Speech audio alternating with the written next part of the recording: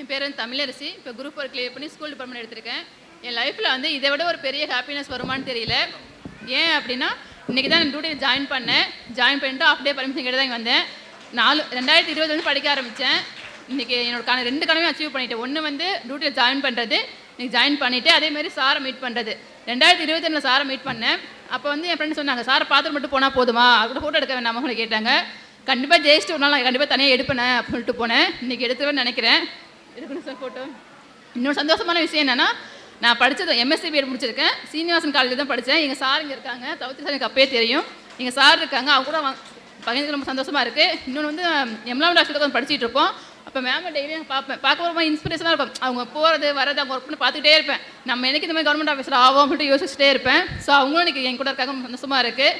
என்ன சொல்கிறேன் அப்படின்னா, இப்போ ஃபேமிலிகள் படிக்கிறது அவ்வளோ ஈஸியான விஷயம் கிடையாது. பேச்சுலர்னாலும் ஈஸியாக படிச்சிடலாம். ஃபேமிலி ஒன்று வந்து படிக்கிறது ரொம்ப கொஞ்சம் முடியாதுன்னு கிடையாது, ஸ்ட்ரகிள் அதிகம். என்ன அப்படின்னா, நம்ம வீட்டில் படிக்க வைப்பாங்க, நம்ம கணவர் சப்போர்ட் பண்ணுவார். இருந்தாலும் என்ன சொல்லுவாங்கன்னா, இன்னம்மா படிக்கிற, இப்போ நான் 9 மணிக்கு கிளாஸ் வரேன் அப்படின்னா 8:50லாம் நிற்பாங்க என்ன கேள்வி பண்ணுறதுக்கு. இன்னம்மா படிக்கிற, நேத்தானமா கேட்டேன், அதுக்குள்ளே பாஸ் பண்ண முடியும் அப்படிங்கிற மாதிரி தான் இருக்கும். டெய்லி நம்மளை டார்ச்சர் பண்ணவே நிற்பாங்க.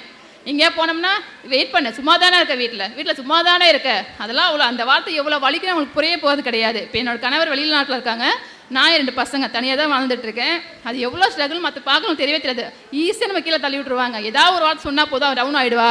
அவளை முன்னேற விடாமல் தடுக்குது என்ன வழிகள் இருக்குது, அவளை வந்து மென்டலாக டார்ச்சர் பண்ணணும், அதான் அவங்களோட எய்ம். நம்ம பட் அதெல்லாம் கணக்கில் எடுத்துக்கவே நம்ம வேலை என்ன, நம்ம பேசுகிறவங்க பேசுனீங்க அதே வழி தான் பேசுது.